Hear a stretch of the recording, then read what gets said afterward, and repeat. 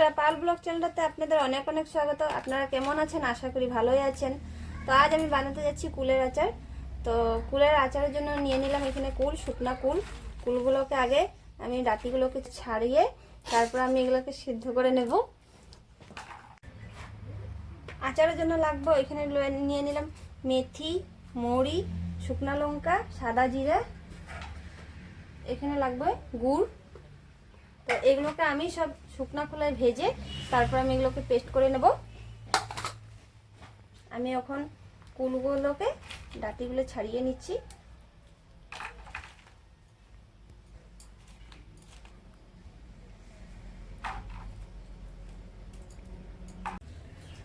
আমার কুলগুলো বেছে সিদ্ধ করে নিয়েছি।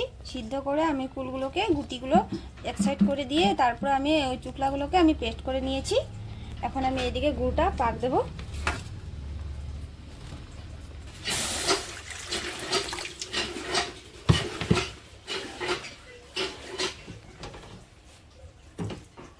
গুড়গুলোকে আমি পাক দিয়ে নেব। তারপর আমি এখন মশলাগুলোকে পেস্ট করে নিচ্ছি।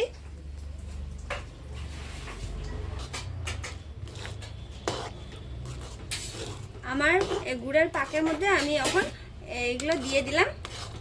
ভেজে রাখা মশলাগুলো দিয়ে দিয়েছি।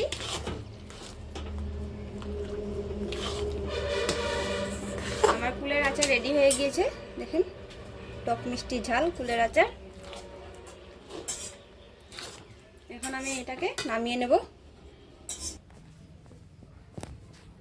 এখন কুলের আচারটা খেয়ে দেখব কিরকম হয়েছে। নে পাপা, খাইয়ে দেখ।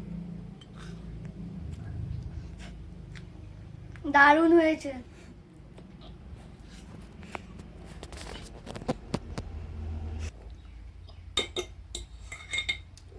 আমার আচারটা ঠান্ডা হয়ে গিয়েছে। এখন আমি একটা কাচের বরমের মধ্যে ভরে নিচ্ছি।